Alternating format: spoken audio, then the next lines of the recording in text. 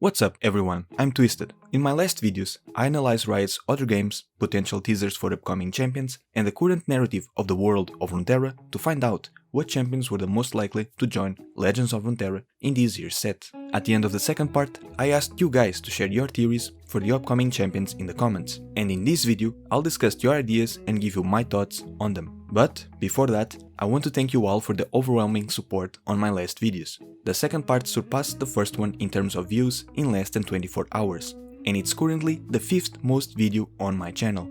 On top of this, you guys also left a lot of nice comments under all the videos, which I appreciate a lot. So, thank you. Without further ado, enjoy the video. Someone pointed out how Olaf also fits in with the Winter's Claw narrative, so he could also be released alongside Sylas. And he could very well be a brush champion. So far, Jack is the only champion with this keyword, and in terms of regions, brush is exclusive to Bilgewater, with the only exception being the runaway scrap tab in PNZ. So we are bound to see it show up in other regions.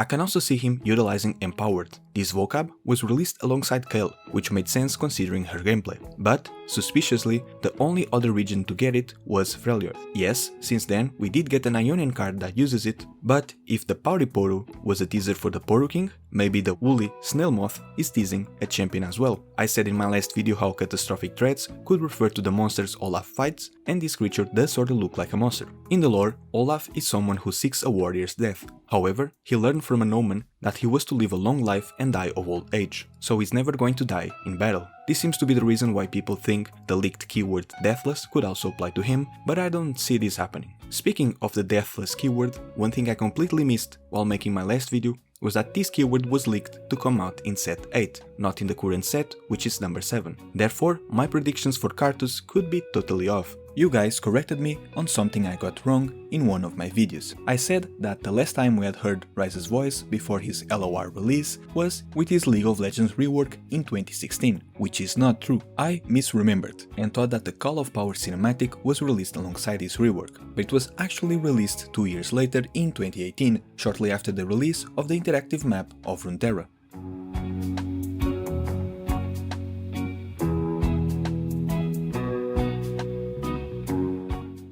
In September of 2022, Ryze's voice actor also reprised his role in the audio version of the Runeterran novel. So the last time we heard him before LOR was actually 3 months before he was released in the game. Sorry for this and thank you for correcting me. As one of you pointed out, Warwick was also present in the book, and his voice actor from League also reprised his role as the Shepherd of Souls. If Karthus is supposed to be the Deathless champion, Warwick might have just become the most likely option for this set's Shadow Isles champion. Or has he? You see, Ledrus also appeared in the Runeterran novel, with his voice actor from LOR reprising his role. So really, it's very likely that he's going to be one of these two. In my previous video, I mentioned how the dog subtype would fit Warwick. However, following the rules from the I Am a Bird article, the animal subtypes are not given to units with bipedal forms or humanoid limbs. The only exception is if the unit has another subtype, like Ascended or Celestial. So, if Warwick was to be a dog in-game, he would need another subtype. This isn't impossible per se, but I'm not sure how likely it is. Just like I said in my last video, Age of Dragons is likely just a support card for Aurelion Sol and the Dragon archetype. I definitely think it's teasing a new follower, that being the Otrani Dragon worshipper, but I don't know if this will be a follower for a new champion. When it comes to Tyari's story being finished, I don't think this is much of an issue. Her champion cards can easily just depict her climb of Mount Targon and transformation, or even what happened after she became the Traveler.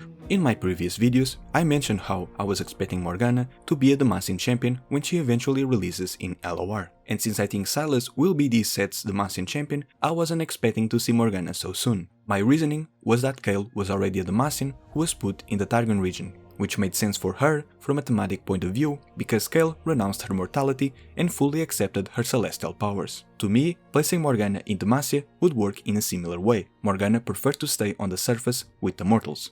I also played the Mage Seeker game not too long ago, and in that game we learn more about the story of Demacia and the two sisters, and how Morgana is still hiding in the Demacian forests and still cares about the kingdom and its people. So in my mind, Morgana is a Demacian champion much more than Kayle is. Gameplay wise, she could also fit in with the region's anti-magic archetype since she has an anti-magic shield in League, but overall I was looking at it more from a lore point of view, how her narrative ties her much more to Demacia than Targon. However, your comments made me realize I was being biased. I only focused on the lore, which led me to dismiss Morgana as a potential Targon champion. Champions are put in certain regions not just because of the lore, but also because of the themes and looks of the champion. For example, spooky champions or champions related to death are likely to be Shadow Isles champions, but also for gameplay reasons. For example, Malphite being a landmark champion with stuns, therefore being placed in Targon. As you guys commented, Morgana can easily be a Targon champion. I can even see her being in Targon in-game while her cards depict her in Demacia, like how Kayle's cards depict her in Shurima fighting Zolani and not in Mount Targon. On a surface level, Morgana probably looks and feels the least Demacian out of all the Demacian champions, not counting Kayle, and would fit better alongside Targon's magically empowered champions. In terms of gameplay, when you think about Morgana, you think of her stuns and her anti-magic shield. The latter could be translated into LOR as a spell shield, and these two mechanics are common in the Targon region. But champions are allowed to break region pi, which is something we should always keep in mind. And yes, she is indeed purple. Going back to the lore, I made a whole section connecting Sylas to Volibear, and I didn't even consider that Sylas is already tied to Morgana. In the Mage Seeker, Sylas meets Morgana for the first time, and she's an important part of the story. Both Sylas and Morgana's cards could have been worked on at the same time and be somewhat tied to the Mage Seeker game. Now let me address the card Falling Star. Yes, it's named after Aurelian Sol Ultimate in League, but it's also a generic term. I've seen people mentioning that the flavor is hinting at Morgana, but honestly, I think it fits Kayle better. Both Kayle and Morgana are related to justice. Their mother is the celestial aspect of justice after all. But while Kayle is judge, jury, and executioner, Morgana represents mercy, absolution, and atonement. Wicked is also a term that we've never heard Morgana use, and it feels to me much more like something Kayle would say. The wicked shall burn! But yes, it being a stun does fit Morgana. I'm just not sure if there's more here or not. In Sunny's video, he mentions how this could be Mihira's sword, falling from the sky to land next to the sisters, awakening their powers. But we can see in the artwork of the card that this is just one of many falling stars. And well, it really doesn't look like a flaming sword falling from the sky, just a meteor. Finally, the last point I've seen is that Kayle is already in-game, so Morgana can't be far behind. And I agree. Releasing one of the sisters without the other was unexpected. They are two sides of the same coin. I don't think we'll see any continuation of the Darkin Saga storyline anytime soon. It already happens in the future, and Riot is kinda known for just leaving storylines unresolved for years and years. So the story of Morgana's cards will likely not be related to Kayle. Because of this, and since Kayle was already released without Morgana, the latter could come anytime after Kayle without much issue. Someone also said that there are no other champions tied to her besides Sylas, so she has to be released alongside him. Again, I think it's possible for Sylas and Morgana's cards to share a narrative, but the story of Morgana's cards could easily also be self-contained, like the Poro King, so I don't see this being a problem. And it's not uncommon for champions with no ties to the lore to be paired together in terms of gameplay. So if Morgana is meant to be played alongside another champion, it doesn't necessarily have to be one tied to her in terms of narrative.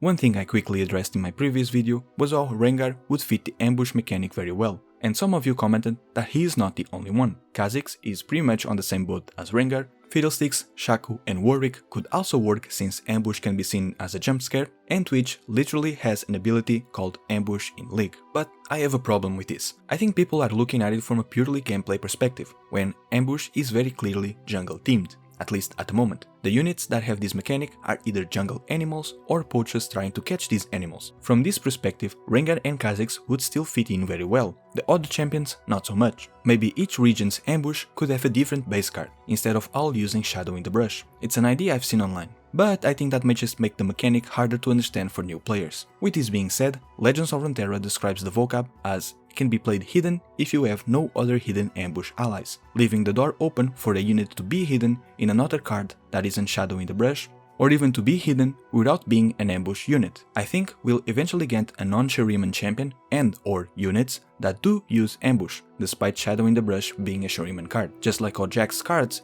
create the Ionian coins. But I think these units, regardless of their region, will also be jungle themed, But I could also be totally wrong here. The devs can definitely expand this mechanic to also incorporate other teams, such as, for example, that of Spooky Champions. Someone mentioned how Kassadin's teams would have been a good fit for World Walker, and I agree. The devs had said that Runeterra champions tend to wander around the world, or have conflicting allegiance across several regions. Well, Kassadin is a Shuriman who has traveled throughout Runeterra. He wears a Zaunite suit, he was blessed by Ionian spirit healers, and he wields one of the gauntlets of Aurak, a Shuriman Ascended. Currently, he has set out to Xayah to avenge his lost daughter, so Kassadin clearly fits the description of a Runeterran champion. The keyword Riftwalk was leaked to be released during set 6, the same set that introduced Runeterra champions. Funny enough, this set released 8 Runeterra champions instead of 9, as one might have expected following the trend of previous sets. It was also during this set that Xayah, Kassadin and Bel'Veth were all released in separate games. The narrative of Bel'Veth is present in Xayah's cards,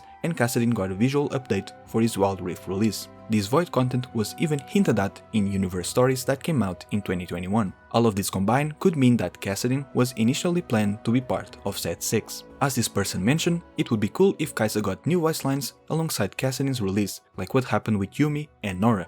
Kassadin is yet to receive any lore or new voice lines since Xayah's release in League, so this is definitely something I'm on board with. A few days ago, Vladimir was announced for Wild Rift, and he's now sporting a brand new design. As I mentioned, Kassadin got a visual rework in Wild Rift in the same year that Bel'Veth was released in League of Legends and Xayah in Legends of Runeterra. We know that the next champion to come to League of Legends will be Briar, a vampire-themed Noxian, who will likely be tied to Vladimir's Crimson Circle in some way. Does this mean we could be getting a Legends of Runeterra champion related to Vladimir and Briar? Well, probably not. Nothing is impossible, but we already got a Noxian champion in this set, Samira. What I can't see happening is Vladimir getting a visual update in Legends of Runeterra, alongside a gameplay rework. I'm confident that Briar and Vladimir's visual rework were worked on at the same time behind the scenes, but maybe the visual rework coming to Legends of Runeterra is a bit of copion on my part. In my previous video, when discussing potential Runeterra champions, I focused primarily on champions related to the Void,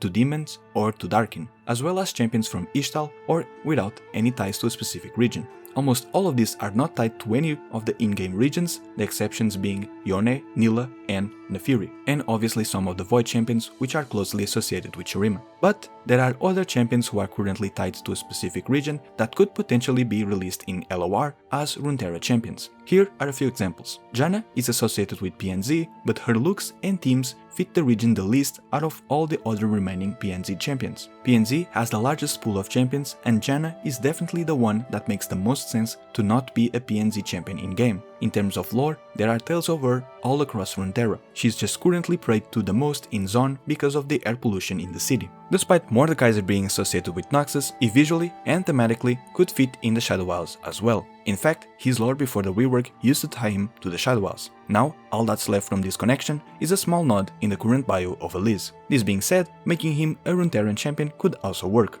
Alistar is also associated with Noxus, but he's very much an outsider, forced to fight in their arenas, though Noxus in-game already sports Minotaurs and stuns, so I think he would fit well into that region. Syndra is probably one of the most powerful and most underutilized characters in Ionia. Since Ionia is the region with the largest champion pool, if you count Piltover and Zone as separate regions, I can see the devs considering Syndra as a possible Runeterran champion, allowing her gameplay in-game to fall outside of Ionia's region pie. Cassiopeia is an Noxian who was cursed in a Shuriman tomb, becoming this human-snake hybrid, and for this reason alone, Cassiopeia could be a Runeterran champion, though I expect her to be either in Noxus or Shurima when she finally releases in Legends of Runeterra. There are multiple champions that are connected to more than one region, but are still part of a region in-game, like Riven, so she wouldn't be the first one. Gragas is probably the last champion you think of when it comes to Freljordian champions. From his lore, we know that he isn't native to the region, but he currently uses a shard of True Ice to cool his beverage.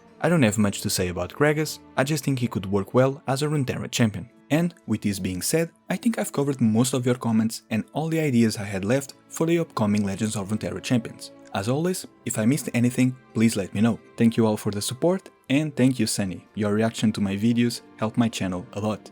Anyway, if you enjoyed this video, consider subscribing, and I'll see you guys in the next one.